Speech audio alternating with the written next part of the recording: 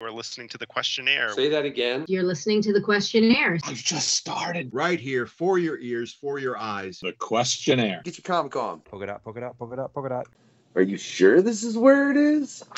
Yeah, ladies and gentlemen, I am, because this is the quest, and I am the unknown factor. Yeah! Welcome to the Questionnaire Podcast. Check it out. We're going to get some comics. I hope you're getting your Comic Con out there. Yeah, I hope you've been checking out the past quests. Man, I'm actually in the middle of trying to make sure I got Doug Wagner's popping out, and I got a couple other coming out after that. But just going through, I gotta say, going through Doug's quest right now, and I'm trying to type out the description real quick before I started this particular quest. I came to realize that we talk about so much crap, and it jumps so many places that if I typed out all the description and everything that was talked about, it'd be like, why is there a book? I might as well just read. And you should just read, but you also should listen to the quest, right? Because you might find out about some great books you would love to read, right? Now, with that in mind, only twice on this particular quest have I had a guest on that came on the radio that I used to run previously. Funnily enough, the first was Matt Hawkins, which you can see on the second quest, because the first one doesn't exist, even though he was both of them, right? And now we're in season 2. We're at quest, I think we're at 36, 37, 38. It's right around there. It's getting close to 40, right? And finally, someone is coming back that had to put up with the madness when I was also interviewing hip-hop artists, and I can only imagine that was a little bit different. Yeah, so I didn't shave because it's Unshaven Comics. Marc Allen Fishman. How you doing, man? I'm good. Yeah. You are. You're one of the two people that had to deal with me while I was also dealing with that, which I can't tell you how different it is, Mark, and I was getting into it. I was talking about this with JM. Yeah, too many names. Which is the quest right before this one. And I'm like, y'all comic book people are so just polite. And I'm not, and when I was dealing with the hip-hop side of things and I first interviewed, man, I'll tell you, I was not used to that bloody well all. But I will say, Mark, you obviously got some dopeness, because the Samurnauts, I'm pronouncing that right? Samurnauts, yep. Samurnauts. See, look, you should go just watch the beginning of a couple quests and watch me butcher last names, Mark. It's pretty terrible. That's why mine is easy enough. Mine's easy enough. Yeah, dude, some of them, like Doug Wagner, it's either they're like, that's so easy, or it's like, dude, what is that? What is that? What is that? Right? But then Propose, you wouldn't think is as difficult as it is, but I would have gotten it wrong, and apparently people do it all the time. But my point is, even with that, man, it was a book that I was like, oh, I remember that. And unfortunately, I never had a chance to pick it up. And I realize now, I wish I'd have remembered that when I was at PopCon, because I'd have made my boys stop for at least another 30 seconds. They'd be like, hey, real quick, give me that. Talk to me later. And you'd have been like, who was that guy? I swear I know him. But he handed me a card, grabbed a book, and walked away. It's all right. We get that more than you think at cons now, especially when we go back to ones where we've been before, where people will come up to the booth and they'll start having a conversation with us.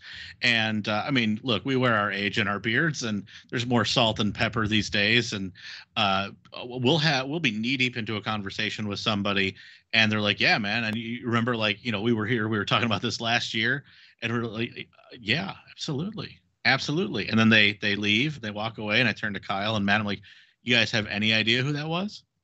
And they're like, "No, I don't know. I don't think I've ever met that person in my life."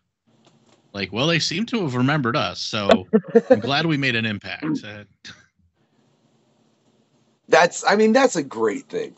And I think, and like I said, I swear next year for PopCon, I'm gonna make it a plan to go 2 days. One day I'm gonna go with the boy, another day I'm gonna go without him, and have him. It's such a difference in Comic Cons these days, because when we were coming up, right, your parents would just drop you off at the door and you say, pick me back up at 5, and you'd walk through on your own. And it's like this fantastical world, right? And now we've grown up and we have kids and we want to bring them to this world. But it's exactly that. It's like, dad needs time for dad in here. I don't stop dragging me to the booth, the 18th booth with Squishmallows. I need to go into the back issues, kid. Come on.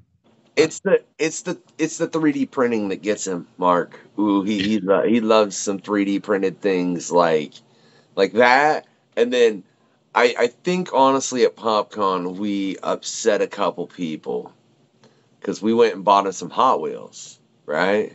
He's 5, right? Do you think those Hot Wheels stayed in the package? Of course not. Right? And I swear, man, he's just like, we probably got, I don't know. It was because they weren't $1. I'll tell you that much. They were, Yeah. we were getting, but they were really cool. Like, you got a Flintstones, this and that. And I swear there were a couple people sitting at the table like, I can't believe they're just letting this kid. I'm like, I can't believe they're toys. Like, what is wrong with you? Who cares? Look, toys are meant to be played with.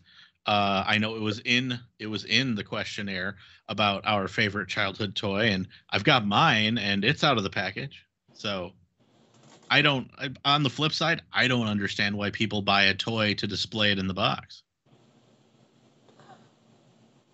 Yeah, Like, I agree. Certain ones, like if they're already like pre-posed in the box or something, or the box art is really cool, I can kind of see it. But for the most part, if it's an action figure or it's like, I've seen people who buy Lego sets and don't keep them in the box. Are you insane? That's the whole point of the Legos, is to make the thing.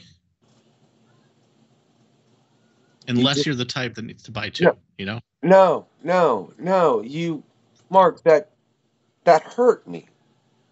That hurt. Like, let me just reach behind me, right, real quick. And I could do this a lot. I want to point out, right? Like, I love building Legos. I do. Oh, yeah. I think it's like, and I love building Legos with my boy even too. Like, we build all kinds of different cars and just little things. Why would I don't think I've ever heard that one. I guess it really shouldn't surprise me with the amount of things people collect at this point, and it's pretty much anything that is collected. And that's like when we were just talking to Doug, he was talking about he had a friend when he was a kid, and the mom collected dolls. Like, I had a huge doll collection, and in that time, it was considered like that's freaking weird. But now, everyone collects something. Whether it's plants, cats, comics, books, DVDs. There's a collection of something for almost every. I don't think there are many people that don't keep at least some kind of at least small collection. So it changed very much. I'm curious, what do you think? Because you've been into comics for a while. You've been at comics for a while. What do you think of the collecting side of the market? You know what I mean? And do you think it's more of a negative or positive force in the like let's say just for some reason the collecting market was just gone and it was only about reading the story. Do you think that would be bad or good for comics overall? Honestly, I think that'd be better for comics, because if people treated them in the manner in which they were built, which is to be read, and kept, yes, but the original comics were not built and bred to be saved in any special manner.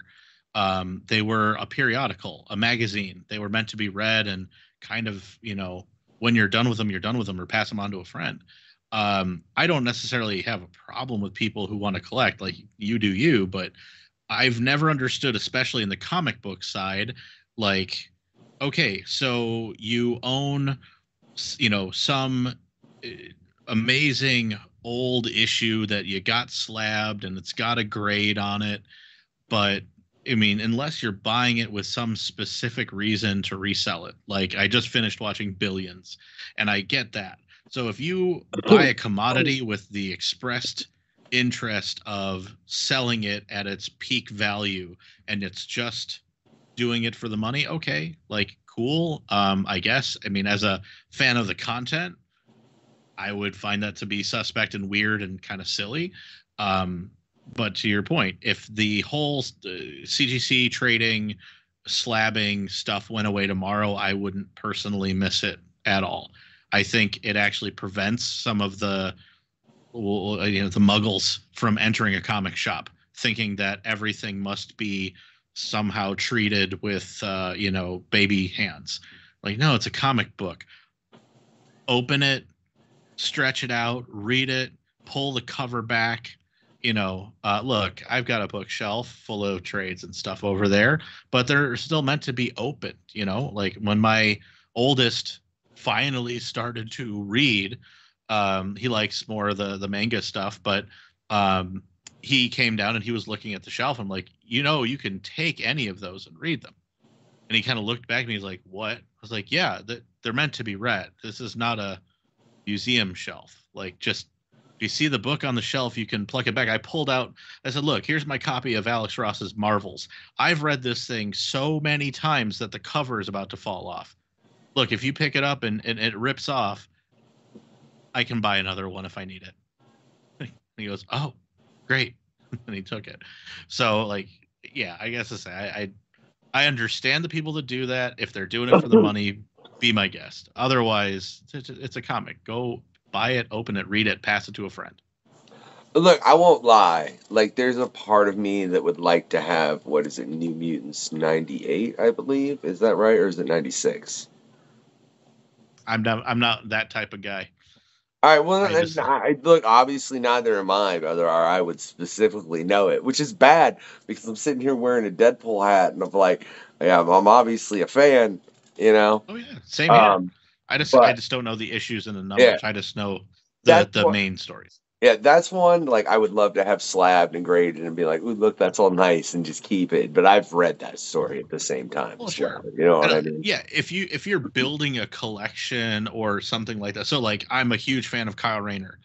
And absolutely, if I could get the first appearance of Kyle Rayner signed by Ron Mars, slabbed, and put there with the rest of my Kyle Rayner stuff, it would be part of that collection. It would make sense. Well, for everyone out there that wants to hear a little bit, we didn't honestly get into Kyle Rayner. We really talked more about Marvel versus DC, but we did have Ron on here, and he will be coming on again soon, talking our comic books political. We're going to get into it. It's going to be fun, right? Right? So let me just ask you, Mark, are comic books political? Yeah, a little bit. Depends. But yes, they can very well be. And I would not be beholden to throw out to my other Chicago, probably the most well-known Chicagoan in comics in the last quarter century, Alex Ross. He did an amazing political book called Uncle Sam. And if you've never read that one, that's a great standalone trade that is political but apolitical. It's a fantastic, quick story that really goes through American history through the lens of the character of Uncle Sam. It's awesome.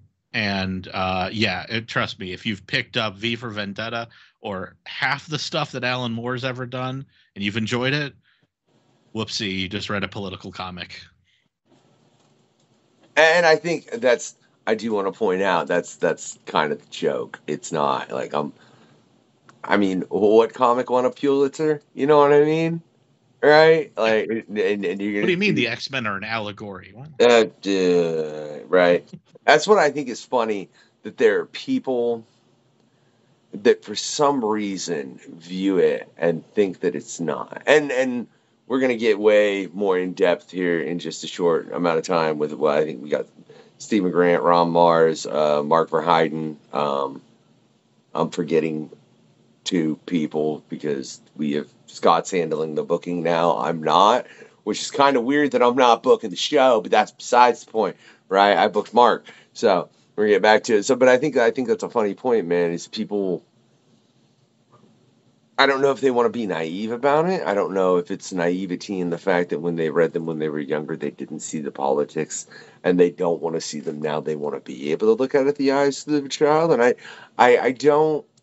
Why do you think that is? Why do you think people can look at these and not? Because look, man, you can take almost any piece of entertainment, any piece of entertainment, and even if the artist didn't mean it politically, it can be viewed politically. Sure. Well, I mean, a lot of it comes down in part to science fiction and all of the tenets around it, from Star Wars, Star Trek, comic books, professional wrestling, that whole world. The muggle, the layperson, the uninitiated sees the artifice of all the fancy magic and superhero powers and all that stuff, and they think that's why everyone has such a love affair with it, that the nerd that loves his X-Men comics loves them because they all have super fancy powers and they can do cool stuff. The problem, or what they're missing, is that that's just the vehicle. That's just the way to entice you in. That's the way, to just tease and get the kids interested and go, oh, hey, you want to read this cool book about guys with cool powers? Great. Well, while I'm doing that, I might happen to have a great story about what it means to have hate for somebody simply because of a genetic mutation or whatever it might be. Growing up, I loved Batman the Animated Series. Loved that show. And that was a cartoon that could care less about it being a cartoon for most of the part. Whenever my parents would come into the room, they would not see past cartoon. And I'm sitting there telling him, Dad, Mom, Dad, this episode is about how Batman was trapped in a dream by the Mad Hatter, and he thought that his parents didn't die, and like how that changed the whole arc of his life. You know how deep that is? And my dad just looked at me, he's like, hey, punched that guy in the face. What are you going to do? I think that's what it's down to. I think it's kind of the way to like get people interested. But for those folks who don't take to it, they look at it, kind of behind a veneer like, oh, well, you need all this other stuff on top of it. And I think that those walls have come down significantly over the last 20, 30 years. It's not all the way gone. But certainly even growing up, I was born in 81. If you weren't into sports and you were into comics, you were not cool. And let's be fair, you didn't have the Marvel Cinematic Universe at the disposal to point out and be like, look how cool this stuff is. No. What? Let me see. Your go-to back then would have been the OG Captain America movie, Dolph Lundgren as Punisher. And yeah, we had nothing. We had nothing until 89 Batman. We had Adam West's Batman, which in and of itself was not even really for kids. It was a spoof for adults that could have a laugh, and we would watch along. But no offense to folks in a generation behind me, but the Super Friends are lame.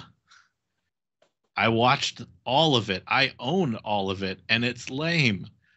That was a cartoon for cartoon's sake, and that didn't exactly, if that had been what I'd grown up with, again, what did they have before that? Nothing. They had the cereals or things like that, but it's all of the the ilk. So how could you imagine growing up at a time, for me, the original Transformers, G.I. Joe, Teenage Mutant Ninja Turtles, into Batman the Animated Series and the whole Bruce Timm universe? Our cup runneth over with probably the best cartoons that there's ever been. Yeah, with the X-Men and Spider-Man cartoons that followed right there too, and because they did things within those cartoons that I don't think, unless you were a fan of the comics, you ever the fact that Blade was in the Spider-Man cartoon still to this day is they technically so for everyone out there, I agree. Wesley Snipes' Blade, I'm not going to argue. But way before that, in the 90s, Blade was in a Spider-Man cartoon. Him, Morbius, I don't the cast of characters that were in that Spider-Man cartoon is is half of the people that Spider-Man deals with that aren't related to the Avengers or X-Men, pretty much. Maybe more if you actually take out everyone related to the Avengers and X-Men. Yeah, it's fairly odd. Yeah. But I think it's funny. You make a point though, man. As far as you went back and watched Super Friends, it was lame. But then you say what did they have before? So that's why they appreciated that, because there was nothing. And then we appreciated what we had as far as that, because before that there was nothing. Now, if you look now, there's already the Marvel Cinematic Universe, and Deadpool and Wolverine just dropped. Have you seen it? Yes. Okay.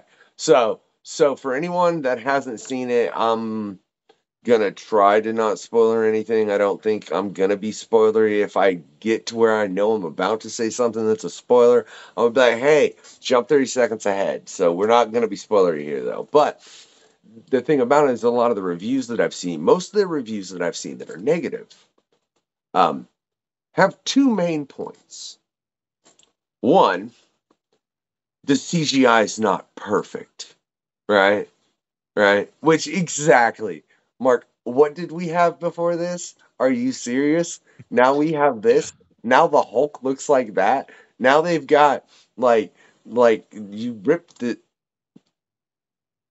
I'd see. And so quick spoiler, jump ahead 20 seconds. You rip the skin off Chris Evans like that. You know what I mean? Like, it's absurd that they complain about the quality of the CGI and they're not focused on the story. And then the other main complaint that I had was, oh, it was so much fan service. And then it's like, okay, well, they literally gave you what you asked for, so you would go see the product. That's literally what happened. And then you complained about it, which, at what point are you just losing it and not appreciating it as a story, and you're wanting more of just a theatrical? And even in that, I love the story in Deadpool and Wolverine. I think that the story that they told with Deadpool was great. It's very much a Wade Wilson story. If you've read the comics, it's very much what he's about. You know what I mean? Like, I just want to be the good guy. No, you're not. Come on, man. I'm trying. And then he has to go kill some people very, very violently. And then he's like, I told you I was trying. And, it's perfect. It's the proper balance of that character. Do you think in things like that and the creation of the internet, though, and people getting fan service and then complaining about, oh my God, it didn't look perfect. You remember watching Claymation back in the day with live action? Y'all need to shut up. Oh, yes. But, well, we live in a gilded time, and this is the other side of that coin. Like, what was the biggest, like, from a comic fan perspective, not the normal, I like the MCU, I've never read a comic fan thing. When they released at the big Disney thing, and I guess same here, if you didn't hear the big spoiler about the MCU coming, skip ahead. But they announced Robert Downey Jr. is going to be a version of Tony Stark that becomes Doctor Doom in the next Avengers movie. And this was a big reveal. So he's gonna be a version of Stark that becomes Doom. They said that. Yes. That was the announcement. That's what they came to. That's what they said. They even pointed out, like, some of the semantics of where he'll appear and why and how. And most of the comic fan, I talked about this on my Facebook page, most of the comic fans on my feed lit up livid about this whole fact and like, oh my God, and look at all this stuff. And I had to laugh at all of them. Like, have you forgotten? First of all, Disney's a big company that doesn't care about your comics, because the MCU is 40 projects deep. And you know what hasn't happened in 40 projects? Comic sales have not gone up. No one is watching a Marvel thing and going to the comic shop. They have missed that boat so many times over. It's laughable. So fine. All they care about is butts in building. Get people to the theater to watch my big movie. Real quick, I will say, Mark, I do think Disney cares about Marvel in the capacity of, hey, do us a favor and keep your comics 10 years ahead of where we are in the films, so we have stories to make more films. Oh, sure. Right. Absolutely. So there is that. they're doing that much, but they don't like the tie between. But I mean, look, again, I don't want to spoil this too much for anybody, but look, this whole Doom Iron Man thing, they're pulling from a Robert Kirkman book in 2004. The Russos came forward and said it themselves on stage. So, but for all these people that were naysaying and being like, "Oh my God, this is not the comic accurate Doom that I want," all I'm thinking is, slow down, guys. You have no idea that we're not getting Victor Von Doom. We are going to get him eventually. Like, if you don't think that's going to happen, like, same as all the other things that they've been dropping, from the comic fans' perspective these days, like, we live in a gilded age where, like, our kids coming up now know that they have a snap away from literal days worth of entertainment that if I were a kid in that age and I had that kind of access, I don't think I would have gone to school. Yeah, Like, it's it can be very much problematic if not type hard. But based on what you said, I do just have to spin out a theory that just popped in my head because one, you're right, and I very much do hope they do Victor Von Doom because he's been done wrong so many times in film. It would be so nice to see him be done right. Now, at the same time, obviously Marvel had some difficulties because, you know, Jonathan Majors did what Jonathan Majors did. Jonathan, we'll talk about that no more. Now Kang is gone, right? So they had to do a quick replacement. And a quick replacement obviously would have been Doom. But if you bring in an actor to play Doom and then you instantly, that quickly have them hit their Infinity Roll move, right? Do you really want to do that with a main level Doom? But if you bring in Robert Downey Jr. to play the Secret Wars deal, and he's a version of Iron Man that is Victor Von Doom, and then that allows you to bring in Victor Von Doom within the next phase for the name villain, yeah, man, you make a very valid point, because they obviously, and I think that's what people aren't putting into the equation, is the fact that they were put into a situation with an actor doing some things, and they did what DC should have done to...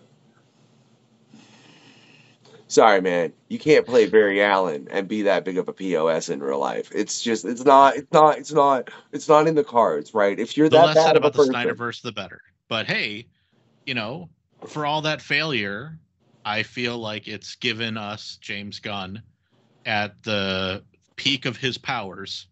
So for the first time in as many years as we've had him around, I feel like DC is about to turn a corner here, and we've got a lot of stuff coming up. And you know, I'll even go as far as say I actually really liked the second Suicide Squad movie, and I thought the Peacemaker was delightful. Dude, the Peacemaker is fire, Mark. Yes. Like, I have, like, look, you could put up intros to shows all day. All day. That You one's can put up, tops. yeah, and I'm like, never skip. Yeah. Like, name me a better intro, Mark, than Peacemaker. Off the top of my head, I don't have one. So. See, that's what I'm saying. I guarantee maybe if you sat there and really gave it some serious contemplation. But I have not had anyone off the top of their head when that's been brought up, because I love that show, man. It was done really, really well, and I'm glad to see he's going to keep that part when what he's doing. But I'm curious how that goes. That's going to be a little... All I can say is James Gunn made Judo Master work. So if you can't believe that guy can't turn this whole universe around, man, you got something else. And as a GL fan, I'm still tripping over this whole Guy Gardner thing, but I'll live. Wait, why? Oh, just that we're getting Guy Gardner as our first GL in this new universe. Like, it's fine, and I love Nathan Fillion, so like he can do no wrong. It'll be amazing. But it does lead me to think, like, how much Green Lantern are we getting? How much how much world building will there be? Is there plan for a Hal-centered movie? Because let's face it, we ain't getting Kyle or any of the new ones. Wait, didn't I thought they'd confirmed a TV show Lantern They Corps. might have. They might have. Yeah. I'll be honest. I haven't followed it as meticulously, and I think I'm doing it on purpose because, I'd say growing up, I was more DC than Marvel. I followed both, but if I had to choose the side, I was on Team DC, and now I'm kind of in that like comic book fanboy mode, going like, I'm just gonna not pay too much attention to it because when it drops, I want to be surprised. I want to love it. So let me go in like, yeah, look, anytime they show a behind the scenes picture of Superman, I'm glued to that screen, but I'm trying not to follow plot points. I'm not trying to see where they're going. I'm just looking at like the broad picture. Like they dropped that, I don't know, 30-second trailer for the Creature Commandos. And I watched that going, once again, this guy, he gets it. Like, I know that he's going to have the big swing with Superman, but he handles D-listers so well. And the ones that I'm like really curious about that I really want to see used on like a large scale story are this gentleman here, which was drawn by the lovely Mike Ruth, right? And and Constantine, because Yes. I think the stories that they could do in film with those two characters through DC would make DC unique. Yes. Yeah, I mean, they would. And I think, well, they've got, it really depends on what all he's doing and how he sees what he's building. Because I'd like to see them zig where Marvel has zagged. Marvel's doing what they do best. Big, interconnected universe. Lots of, this and that world building and whatnot. I always think DC does super well when it kind of sticks inside its own parameter. Like, obviously I say that knowing that Bruce Timm had the best Justice League cartoons ever, and that proved like how wide a scope you could go. But even in the end, the last season they did of Justice League with Unlimited, where every story was pluck 3 characters and only take one of the main 7 with you every time, just to show how big they could get. I'd love to see that translated. And I think Gunn is doing that a little bit with what we've seen, like just the name drops that are in that Superman movie. He's building something. I'm just hoping that we don't get an Endgame. No offense. I loved Endgame, and I don't want to see it from DC. Not anytime soon. How about that? So then how many films do you think they need before they get to a crisis? My number's too high for what they'll actually do. So Oh, well, I really want to know it now then, Mark. I wouldn't want to see it till the 25th movie. Give me the full, built-out, absolute monster of a universe, and you use Crisis to do what Marvel has no balls to try. Reset. Full. Because the problem with with Downey and what they're showing is that they cannot lose the grip on who made them their money. And all of those actors are 20 years older, and you can only do this for so long. And DC could buck that trend by giving me a great era, use Crisis, and then start again. Don't tie it, just restart it. DC's done it. They've made it work. It's funny. Now, when you said Marvel doesn't have the balls, you meant the comics? No. I mean the movie. Okay. Yeah. Yeah, comics, absolutely. Absolutely. Well, okay. Yeah. Well, because, in the comics, DC's more known for doing a hard reset than Marvel is. Yes. That's why I just thought that you meant it that way. And part of my brain was like, did Mark really just say that? So I'm totally going to cut that out as a reel so it comes out of context. Like, that's totally what you said. Nice. Marc Allen Fishman, sticks, foot in mouth. You will never work at Marvel. Ever. Yeah, that's why. Hey, you never know. You never know where True. it will lead, man. I mean, it's interesting, though. Like, let me see. When did you guys start doing comics? 15 years ago, 2008. Okay. So, I mean, you've seen quite a change in the industry, but at the same time, was Kickstarter around 15 years ago? Not when we started, but not long after. Like Okay. Kickstarter, we did Kickstarter in our second year, because we started doing cons, or no, it would be 2011. So 3 years in, we did our first Kickstarter, and at the time, it in the same manner, right? I was here when Facebook was for college kids only.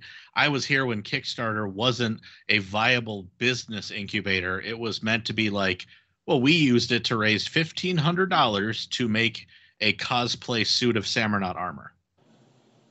Because we're like, that seems fair. Like, let's get a couple of dollars from everybody that we know so we can make this really cool comic cosplay suit. And then we watched as our brethren in Artist Alley started turning it into this pay for my print run thing.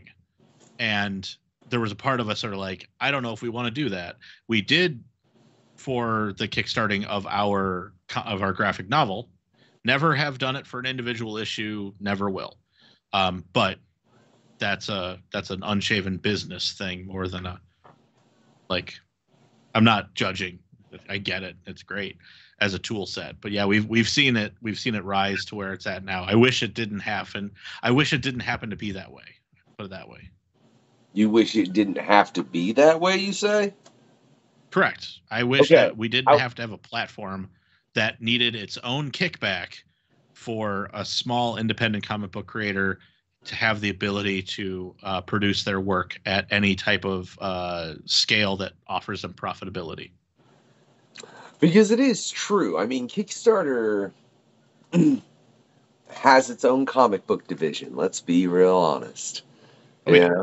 Like, and there are people that, I mean, there are some company, I mean, Marvel and DC have points for art books and such have used that, you know what I mean, and ran it exclusively on there, you know? So it's used at every level now, you know? I mean, Michael Oman just had a book on there, you know?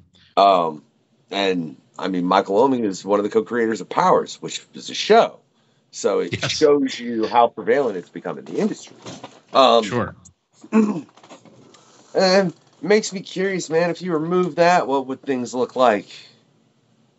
I mean, it's some of it ties back to the mechanisms by which comic books as a business work or don't.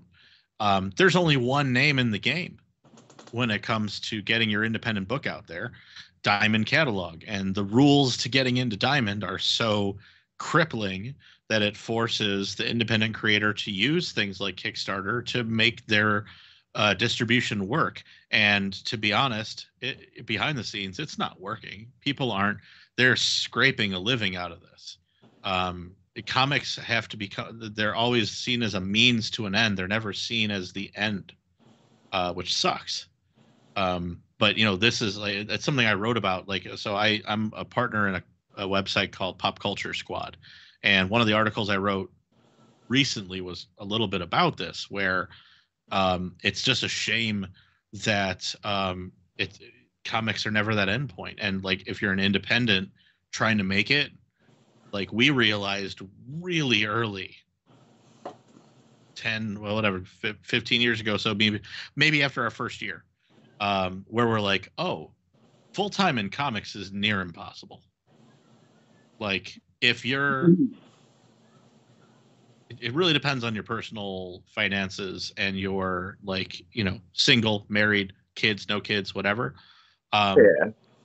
And, you know, for Unshaven Comics specifically, we realized, like, well, for us, it was Three Musketeers, all for one, one for all. So it was, no one was going to peel off and try to make a living out of it by themselves. So we just kind of opted to say, well, permanent side hustle, done. And we've lived that way, and we're happy with that decision. And we've seen other people come up and find their footing to make it their livelihood. And not going to lie, totally jealous of that. But in the same light, being able to see like how much that takes to do, it's exhausting, and I'm not even a part of it. And Kickstarter is a big part of it. I've noticed a couple of my friends there that like they're always forever in the next Kickstarter. Like they're 100% telethon all the time, and it's sad because I want to like talk to them, the human being, and not be like, hey, yeah, no, I backed your last one. Hey, how's your kids? Oh, your kids are also, they're selling the Kickstarter at Oh the my school God. too? Okay, good.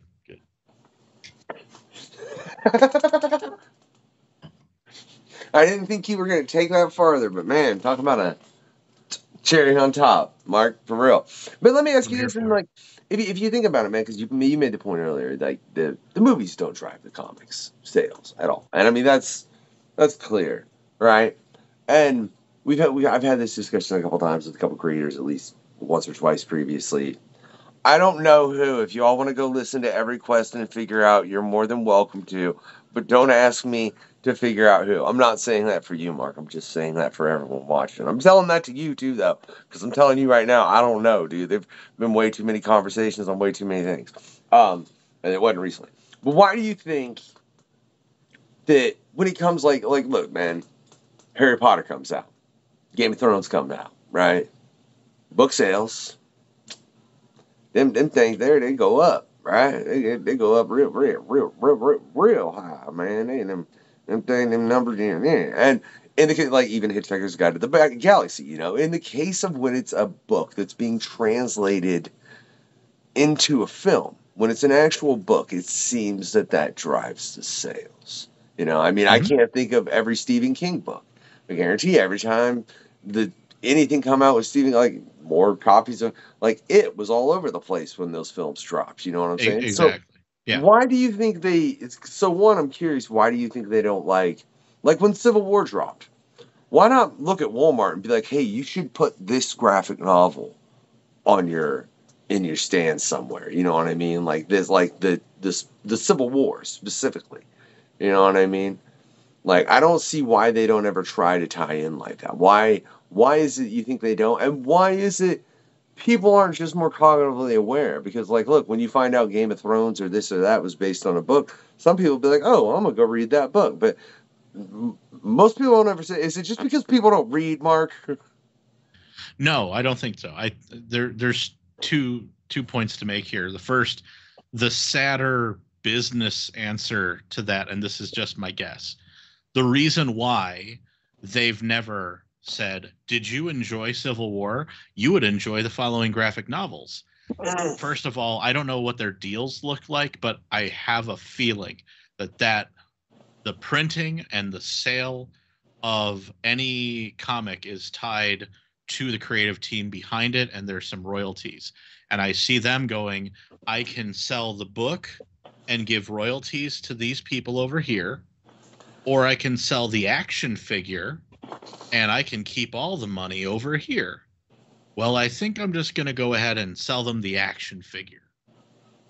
And that would be my hypothesis there. I think the second reason why people don't go and get these books and do them is the lay person sees a comic book movie and they walk into a comic shop, and I don't want to slam our brethren, but we can be honest, depending on the shop, you may enter in and feel like you have hit the outside wall of an inside joke you will never be invited to hear.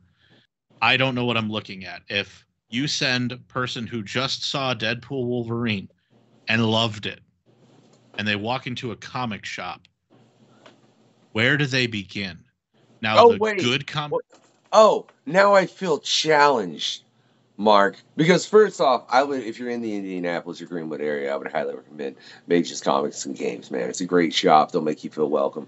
Talk to them about the stuff you like, and they'll help figure out what you would like comic book wise. Like, I can't tell you even when I started going up there again, because I hadn't been up there a while, and I actually met Dave and all of that, and he's become an integral part of the show. How many books he recommended to me, and I was like, these have all been awesome. Stop recommending me books. My wallet can't take it. Right.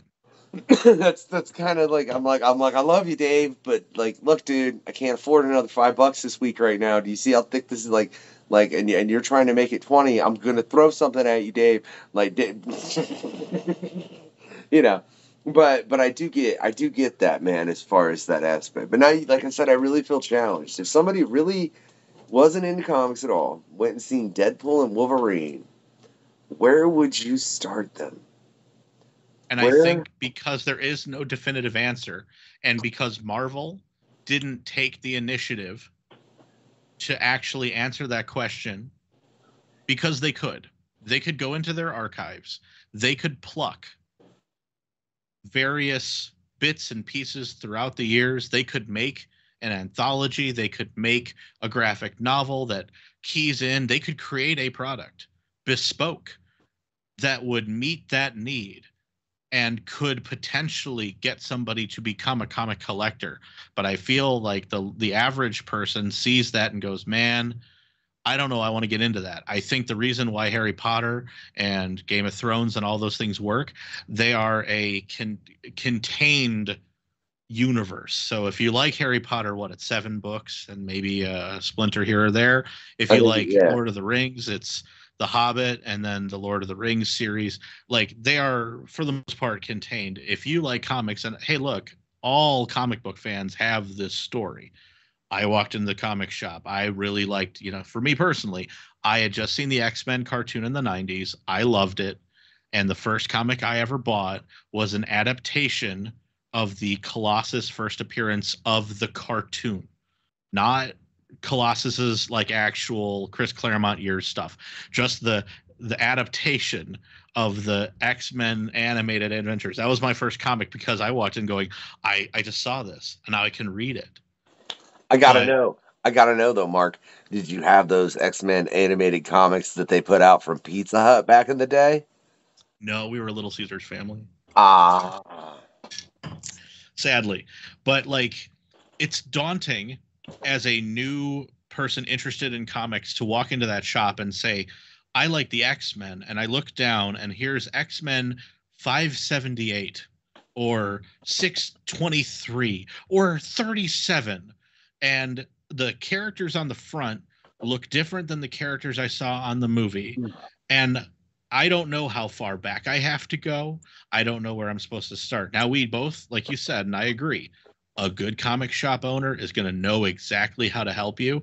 I have the quote, and I told this to my kids when they had the same question to me once. They came and they looked at a book and, oh, Dad, I want to read this, but this is like number 52. Do you have all the other ones? I'm like, no. And here it is. Eric Larson, creator of Savage Dragon, has the best quote. Every comic is a jump on point if it's good enough.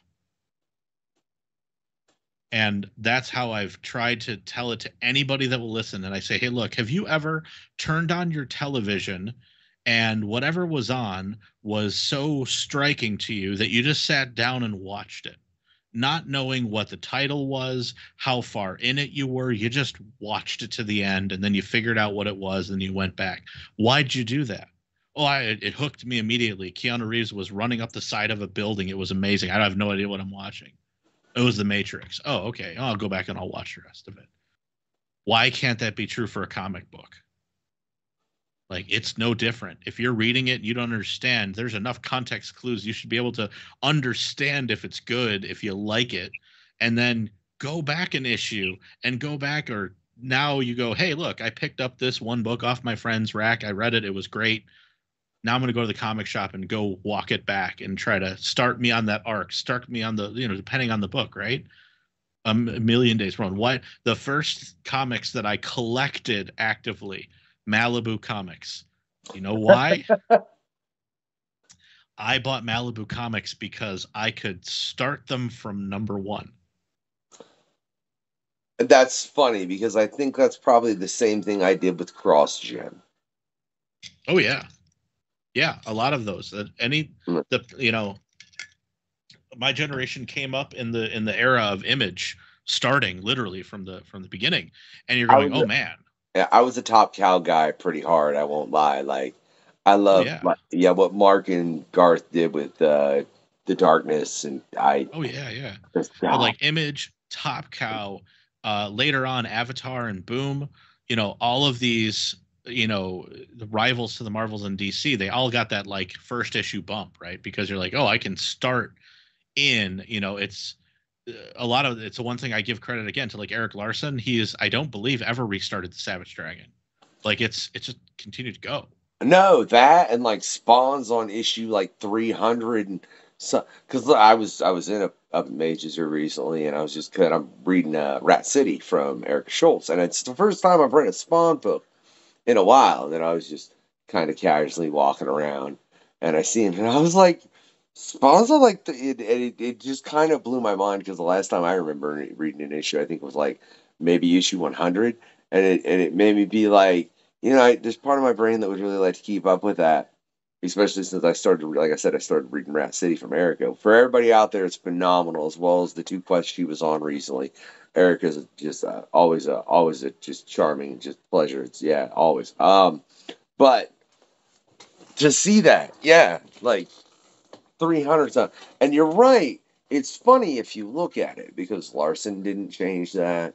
You know, McFarlane's still running that, where you see Marvel and DC doing the exact opposite. Like literally, they were running one of the more extreme recent situations I can think of. This is the Deadpool series that started up. Well, I mean, they've started up another one, but the one that they did previous, I think it ran for 8 issues. I might be slightly off about that. And it was selling well. It was doing really good.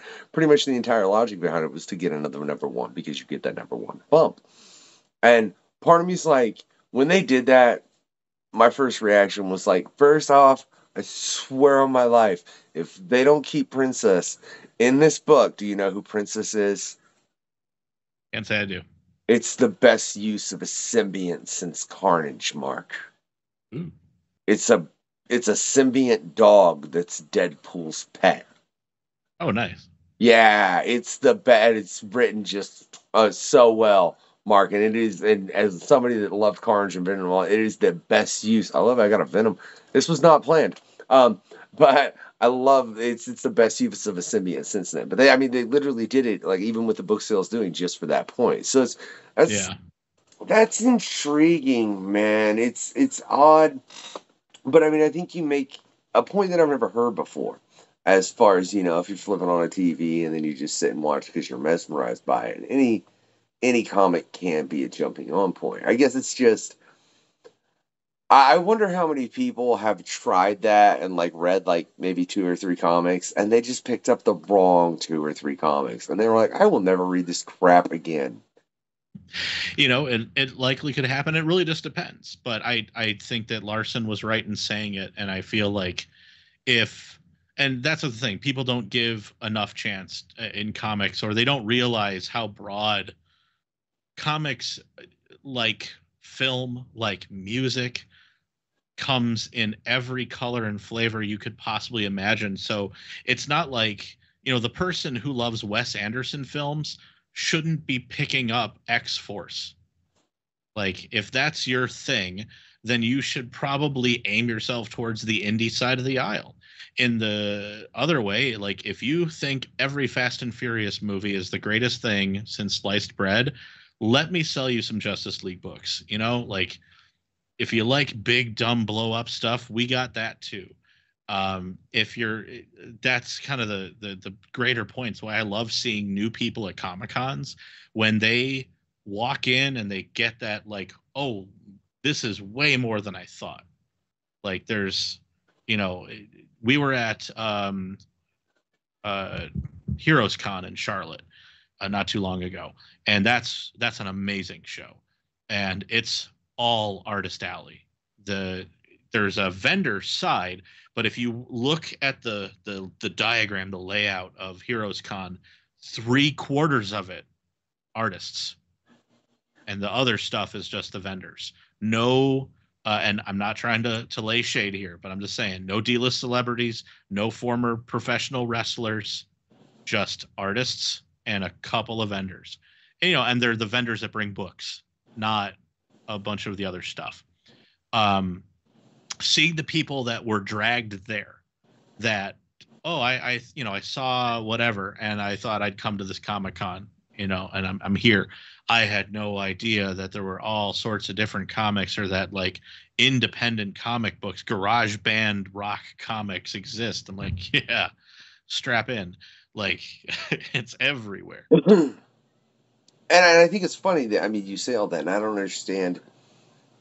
I go to the point. I mean, you look at Mouse. That's a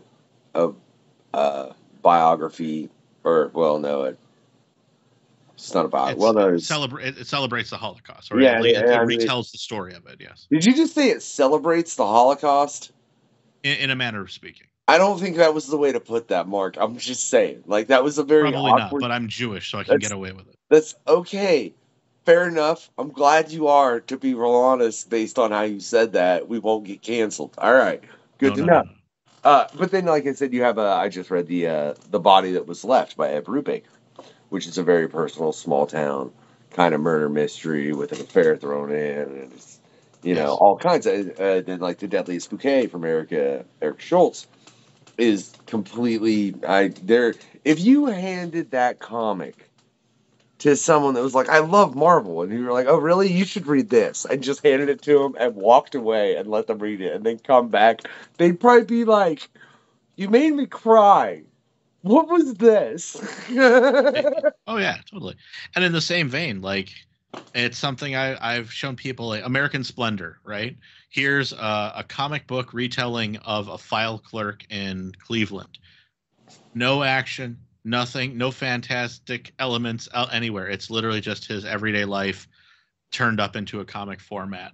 In the same way that Alan Moore viciously defends his work and hates when it gets adapted, and you could make that argument. Watchmen has never been better than Watchmen, the book.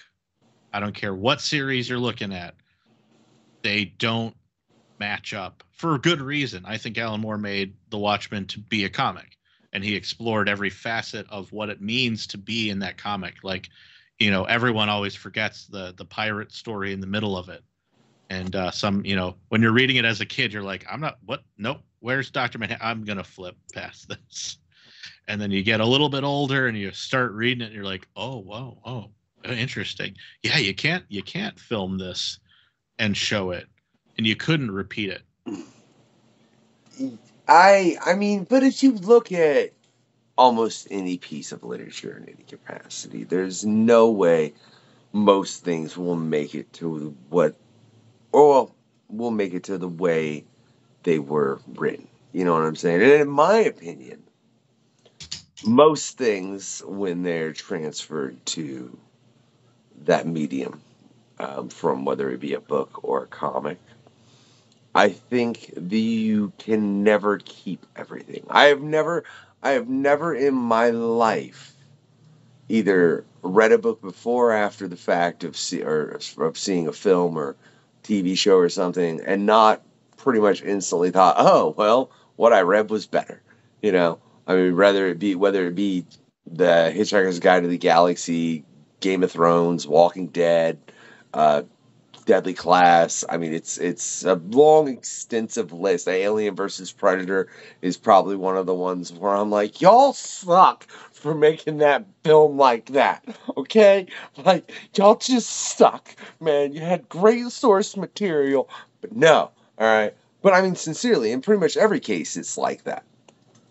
Yeah, and I mean, each medium has things unto itself, and, like, there's a reason why, like, there are TV shows and aren't movies, and sometimes when they make that leap, they don't make sense in that genre because you haven't plucked it out.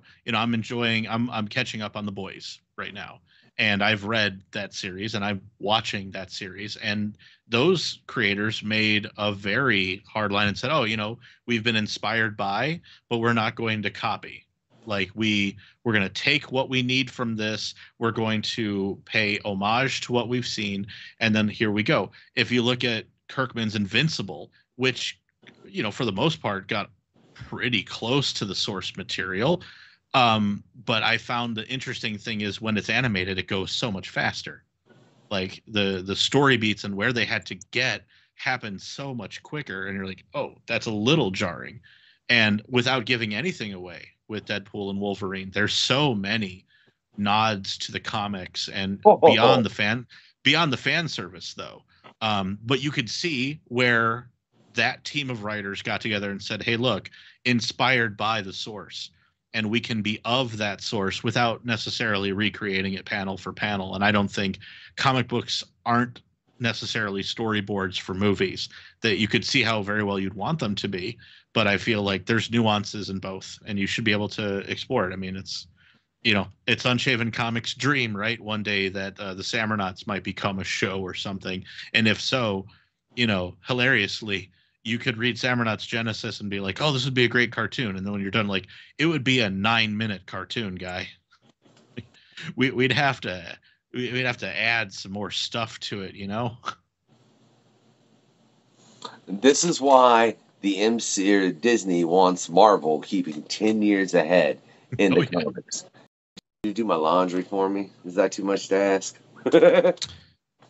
You know, yes, apparently, because we all agree, but, you know, ChatGPT doesn't seem to know how to do a load of laundry yet. Let's get into that, man. Why do you think why is a species, do we think it's a good idea to let robots create things as opposed to not just do the crap we don't want to do? Preach to the choir, man. You know why? I'll tell you why, Mark. Because you know the easiest job AI could replace at this moment? You know what it is? Right? Because there's one job that I'd say I'm going to have to agree with Alan Henry, because he's the one that said this on the show. Shout out. We'll be playing some more D&D with him and the group in Hannibal this Sunday here pretty soon. But he said CEOs. Right? Yeah. Would love that. Well, and think about it, man, because as a CEO, all you're doing is looking at an algorithm trying to plan out what's going to happen next. You're telling me a computer couldn't do that at a better rate than a human being? Oh, it can. It's just the CEOs keep that without telling you. So I don't care. This is my let's revolt, Mark. Let's turn this show to a whole different level. We're not talking comics no more. Now we're talking revolting against corporations and making them understand they need to use AI for CEOs. No more high-paid CEOs. Let's pay the people right. Eat the rich. Let's go. I mean, you know, I want to. Same. I'm ready to go. Whoa, hold on. It's getting, man, these comics got violent all of a sudden. Comics violent? Never. No, hey, that's another. Let me ask you, because this is something that I've gotten into a lot of people with, and it's so screwy. Why do you think? Because you say all that about blowing all that up and everything, and you know, all kinds of stuff. But like I said, I recently read the Body That Was Left by Ed Brubaker, which is graphic. Pretty much in every way something can be graphic. You know what I mean? Like it's sexual. There's violence. It's very, very graphic comic. Why do you, and I haven't read reviews for it, but if people weren't giving it crap for the nudity and such that was in it, I would be amazed. But I guarantee they're saying nothing about the violence. Dude, why is that so askew? And you're over there in Chi-Town, man, so yeah, I've not been to Chicago for a while. You shake your head like, shut up, dude, it ain't that bad. It isn't. I don't know what, like whoever. I guess we need a better marketing director. I don't know. I've lived here all but 6 years of my life. And first of all, look, I'm not going to front. I'm in the south suburbs of Chicago. I am not in the city proper. I am not in the northern part of it. I'm not in any area that, like, in the context of the Chicagoland area. If I am to come across another Chicagoan and I say I'm from Chicago and they go, oh yeah, whereabouts? And I say Homewood, I'll get the taste slapped out of my mouth, and I would agree with them. I'm a suburbanite. So, and I'm a South suburbanite. The equivalency in the Indianapolis area, it's like saying you're from Indy, but really you're from Greenwood, or it would be like that sense. But that being said, my parents grew up on the South Side, and my father owned a liquor store in what would probably be described as not a great neighborhood, but all I can tell you that meant is that the steel mill closed in 1972 and the neighborhood never picked up again. So you have a lot of older homes and older folks and people that don't have accessible great jobs and instead have to take public transportation out to the burbs to get their job. So anyone who thinks that Chicago is some crime-riddled, crazy place is, no, it's not. You know, and the funny thing is, not too long ago, I took my babysitter home. She lives on the north side of the city, so I didn't want her taking the train home. I just gave her a lift. And then on my way back home, I got diverted off the highway because of some construction, because we never stop constructing, apparently. And I wound up in the neighborhood my parents grew up in. I drove past where my dad's former liquor store was. And my car made it out just fine, unscathed. I parked it at the streetlights, and I was playing Smash Mouth, which you shouldn't do. You just shouldn't. And I survived. No one came rocking the car, and somehow I'm still here to tell the story. The best part of that whole story was I was playing Smash Mouth, which you just shouldn't do. You just shouldn't do. You really should. Yes. No, you shouldn't. That was.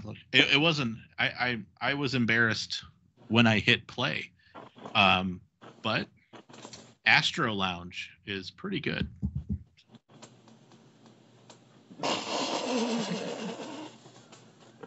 Like I said, dude, I mean, I haven't been to Chicago since. Wait, no, huh? What? Look, I ain't thinking that hard about it because I think I might have been over there to perform at one point. Now that I think about it, but I went to several surrounding states around Indiana when I was going and doing music, and that's a different vibe that might involve things that make you not remember. True, but even like if you're in a town on business, do you really ever see the town? Not really. You get like cool moments, but it's like telling somebody I went to Austin. Yeah, I went to Austin. I can't tell you where. I mean, I went to the Franklin barbecue because that's what you do. But did I get a sense of the city? No. But the only place you can do that where I think it counts is Las Vegas. Anywhere else, like, do you really see the city? Do you know it? It takes a couple of times. We're about to go do the Baltimore Comic-Con in September, and this will be our third time there. And now I'm excited because there are old places we want to go back and see. And it's like, you're not just bum rushing the town for the show. You're actually going around and doing some stuff. We gotta get into something before we wrap this up for real. Because first, hold that sign up, Marc. This is a sign that was discussed 5 years ago between you and I still remembered it, and it was dope to see it at PopCon. For real, I wish I'd have, again, had more time to stop and talk to you about your comic, but 5-year-olds be 5-year-olds, man. What you gonna do? You know. Preach. But in all your con experiences, man, 'cause it sounds like you're getting out there a lot. I want to know what's the crazy story? What's the one that you're like, man, did that really just happen? Okay, yeah. I mean, we got several, but I think, yeah, I got the one. So Dragon Con is another amazing fan-run independent comic show. It's in Atlanta, Georgia. It is Labor Day weekend every year, and it is awesome in that there is no, you're not going to a convention center. It's 5 interconnected hotels and a merchandise mart. So like a kind of like an indoor shopping mall. That's where they put all the artists and the exhibitors. But 5 hotels worth of programming. So imagine like if you go to a normal con, right? And like they have panels and you get like a sheet of paper, their panels comes in a printed guidebook. They get so deep at Dragon Con, it's not just you like Doctor Who. It's which doctor do you like? Because we have days of programming. If you are an 11th Doctor fan, we've got 8 panels of just the 11th Doctor, if that's okay. You like Star Trek? Which one? We got rooms for each of them. It's that level of con. Well, anyway, we were there.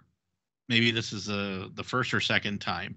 This is before artists were moved off into the merchandise mart. It's called America's Mart. We were in the basement of one of the hotels. And this is the first con we'd ever been in that had what could only be described as waves of humanity. So the doors open, and it is shoulder to shoulder nerd from open to close. No gaps. Just waves of people just going through. We just held the sign up and started talking, and then we just moved books. A lot of them. Well, anyway, Kyle, who is the real salesman, not us, he's standing there. He's holding the sign, and a girl stops. She's dressed in kind of like an Indiana Jones garb. And, Kyle's like, oh, Indiana Jones, that's awesome. Hey, can I tell you about my comic book? And he goes into the spiel.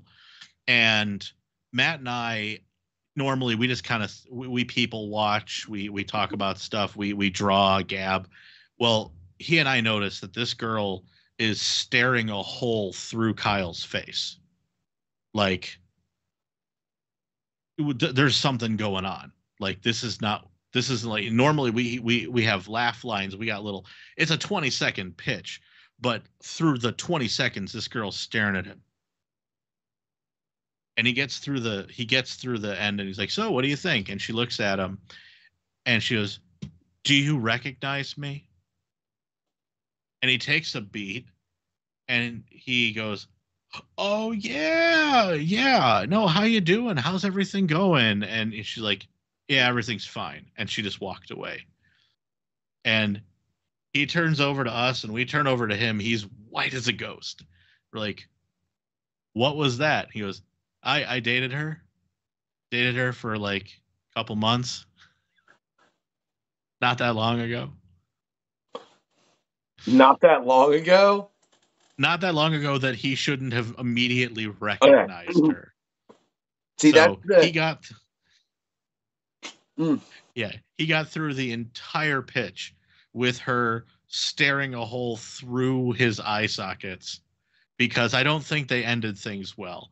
And here he is holding the sign up, and she stops, and he pitches her like, no, didn't even matter. I would say that was among our best. He ruined her day. Oh, definitely. I don't think he feels bad about it. I don't need to know anything about the entirety of the relationship between them two.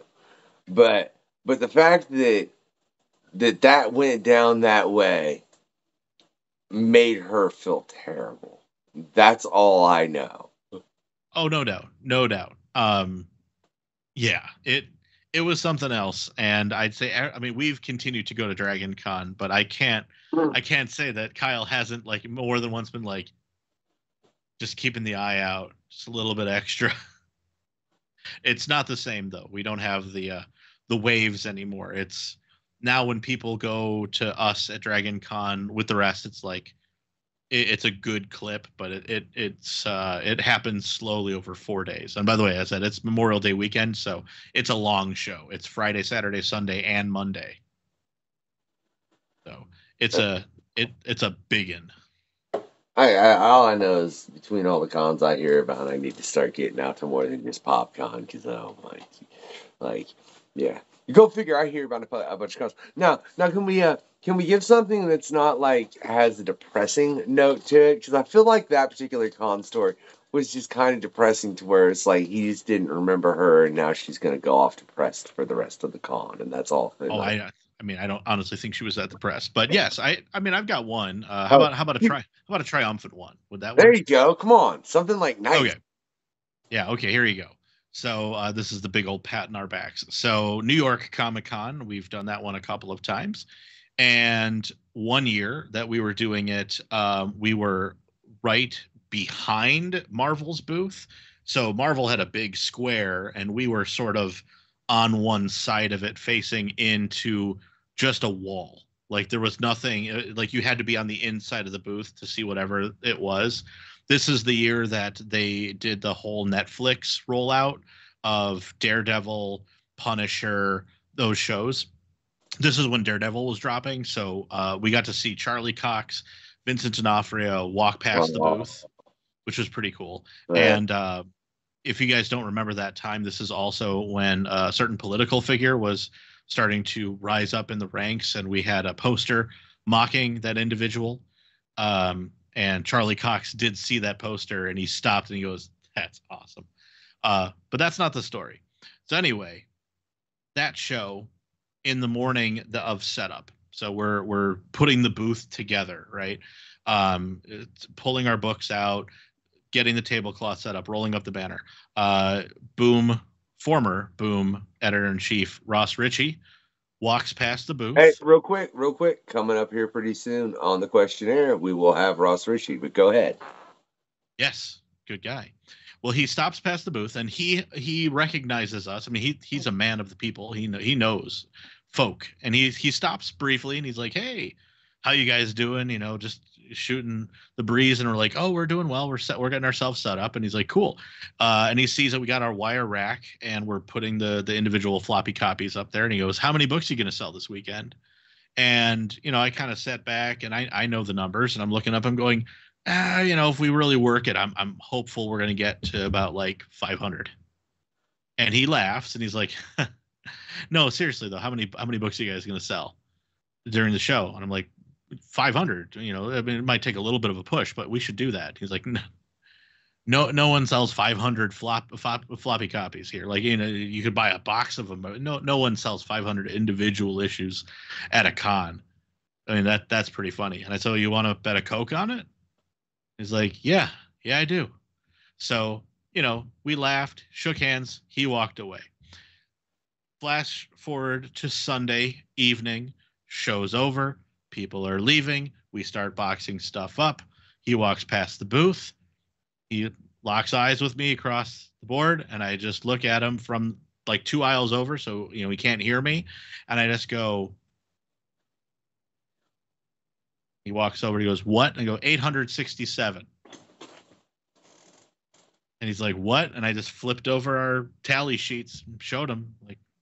And then, we had the tablecloth up, and he sees empty box after empty box after empty box. And he goes, "Man, I owe you a Coke." And just walked away.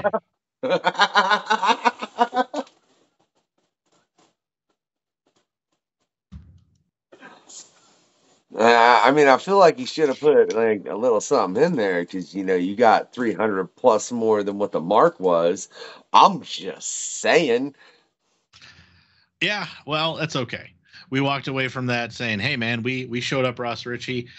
Between that and selling 2 copies of the Samurnauts to Dan DiDio's wife, full well knowing who she was, and me stopping them basically by yelling out to Dan as he was walking past. And this is after the year they were doing the Green Lantern promotions with the rings.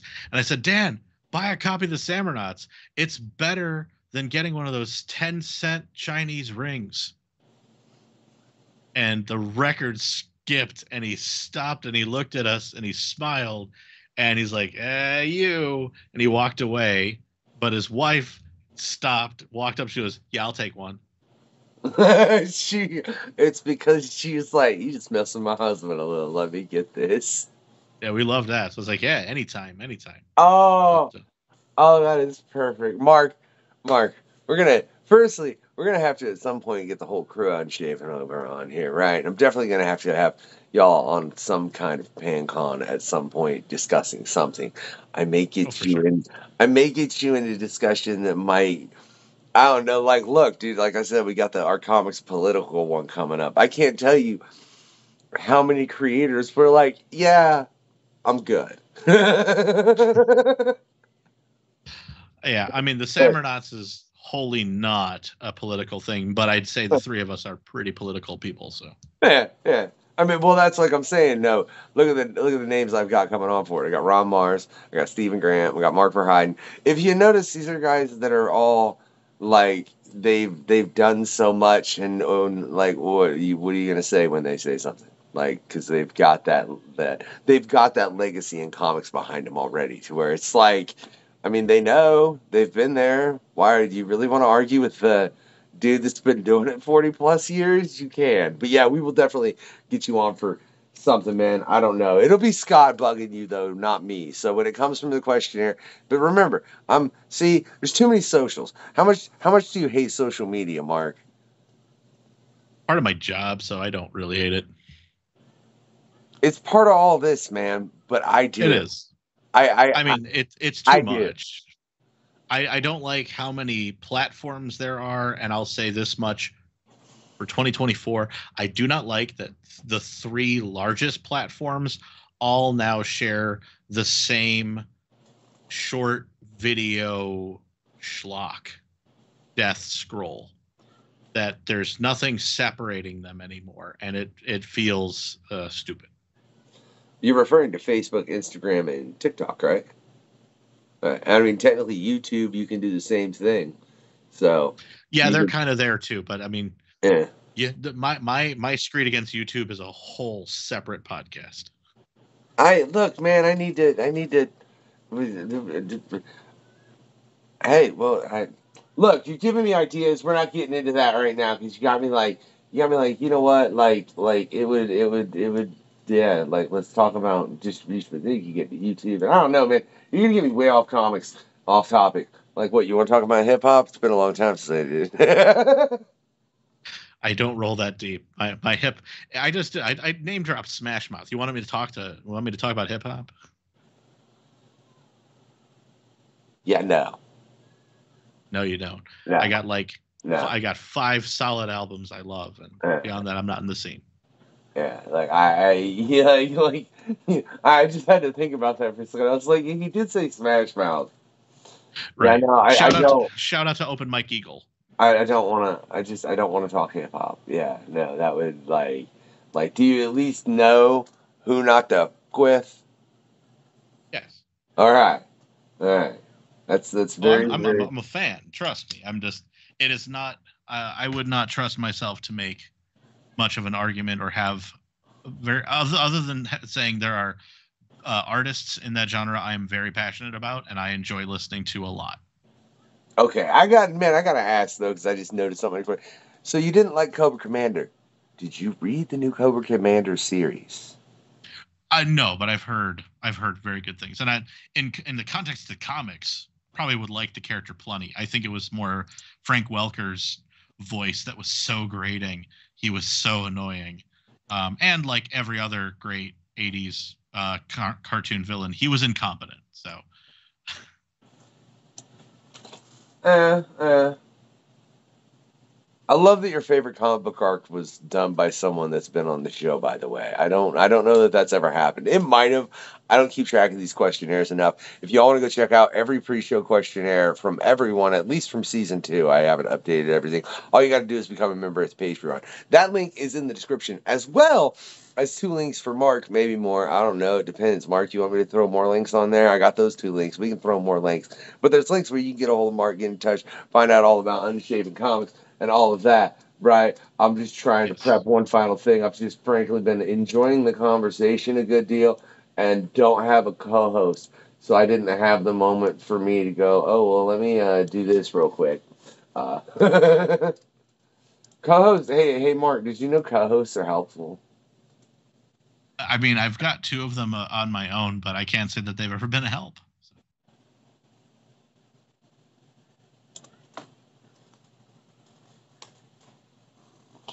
All right, then. I hope they stuck around till the end to hear that, Marc. That's all I'm going to say. All right? All right. I don't throw shade without keeping my hands up. Don't worry. Oh, man. Why you got over 100 Nerf guns? That's excessive. Why? Yeah. Partly to make comics, to be honest. I use them in the Samurnauts and as reference material.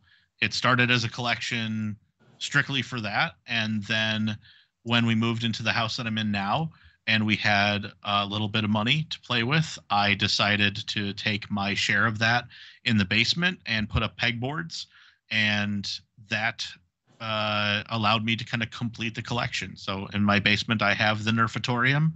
And sadly, when I showed that off, when we opened the house up, a bunch of parents gave me a whole bunch of extra Nerf guns because their kids were done with them. So it became my thing.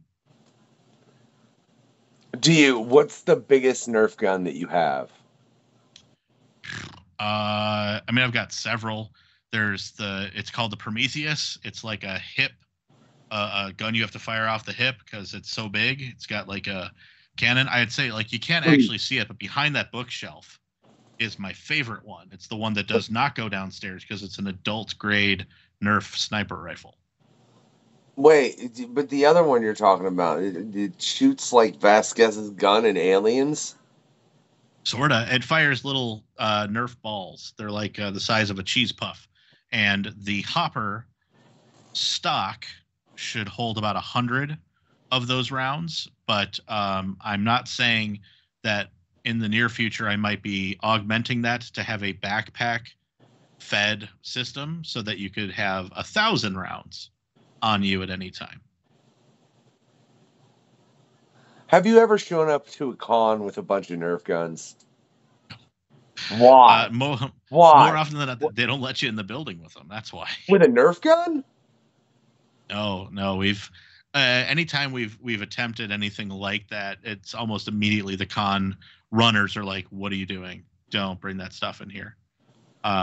And by the way, if you need proof, you can actually see right over my shoulder there. That's a Nerf dart from my kids.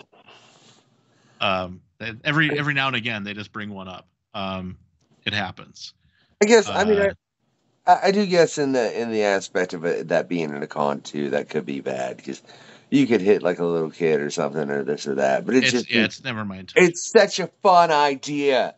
It's such a fun idea. And Mark, this has been such a fun quest, man. It's a pleasure chatting with you again. It's been 5 years. It's crazy. I'm gonna have to see if I can look through and find somebody else that was on that show from back in the day and bring them on here but we're gonna have to wait till season 3. We're gonna do one per season because I think there was only like 10 episodes of that show anyways, right? Still take it. You know, and well, the quest, man, over here, I think we're like it's around 100 if you count both seasons together, right? But like I said, what I want you all out there to do, man, is I want you to make sure you check the links in the description, find out all about Unshaven Comics.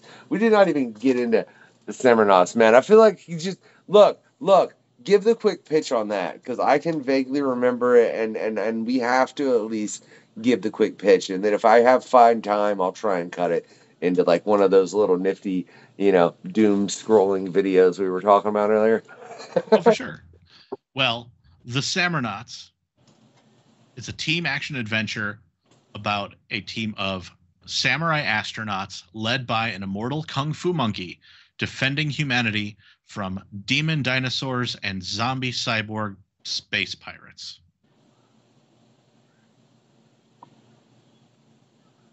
Oh God, I wish I'd have had. I just wish I'd have had 5 minutes, and my boy wouldn't have been. But by the time I'd seen you, we'd already been there a while. And he was just over it, dude. I just really wish I'd have had 5 minutes so I could have been like, give me that book. Because I had to grab the graphic, man. So it just annoys me that it was present and in front of me and it wouldn't have been a problem. The disposable cash was there, but just time wasn't. Because, ladies and gentlemen, time is finite. Always remember that. And remember that, try and, do something cool with the time that you're allotted in this finite amount of time that we have, right? Besides that, what I want you all to do, right, is let me know, wait. See, Mark, I about skipped a bit. I did. And I all prepped for it, and then I about skipped it, right? So what I want to let y'all know out there, right, is like I said, check the links in the description. If you've enjoyed this quest, too, with Mark, what I want you to do is I want you to go find Mark, right? Find him somewhere. Now, this is if you've enjoyed this quest. I want you to find him, right? And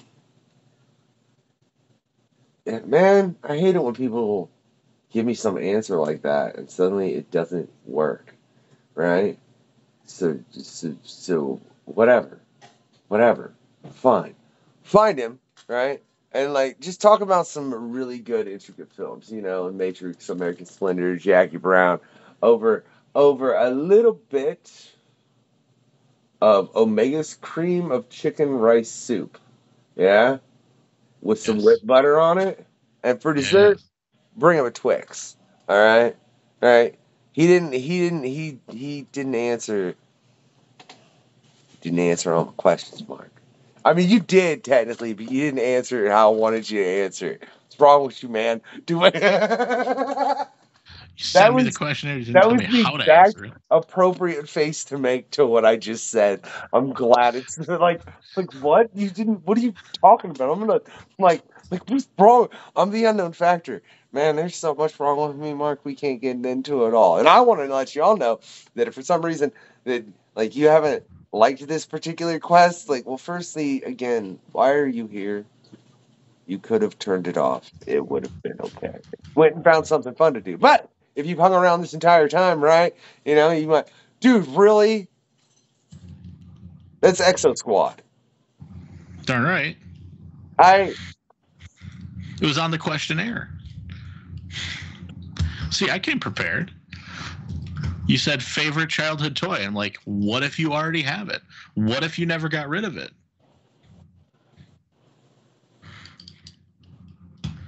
Okay. See, and I didn't recognize that from the reading. But that's my favorite exoskeleton toy. And yeah, and like that's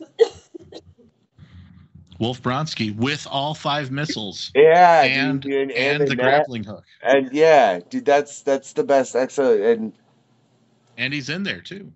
Whatever. I'm jealous now of the fact that you have that. I'll be real honest. So we're just gonna get right to it. If you didn't enjoy this quest with Mark, right, and you made it all the way to the end, here's what you do, right? What I want you to do is I want you to go.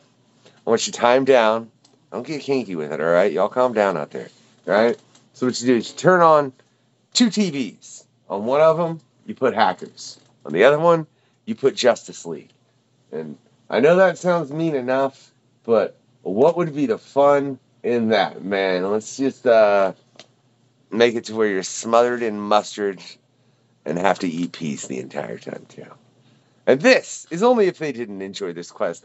Mark, I truly hope they did, because, like, why you got a problem with Hackers, though? That's a pretty good flick, man. I get the Justice League one, but whatever. That's neither here nor there, right? But for everybody else out there, man, there's only 3 more things I want you to do. 1, give it that thumbs up, right? 2, always get your comic on. And be aware, that ain't just superheroes. So get your comic on. You can get your comic on in so many ways. You can get your comic on freaky. You can get your comic on scary. You can get your comic on action, horror, sci-fi, man. It don't matter. You can get your comic on Unshaven. You can do it that way. And they'll cover like 6 genres in one freaking comic book. That's what they'll do. But besides that, have a good night, y'all. This has been the questionnaire. Where's the link? Thanks for checking out the questionnaire. In the link below, yes? I will drop it like it's hot. That's another party. It's cool, man. I love it. The questionnaire. That is all.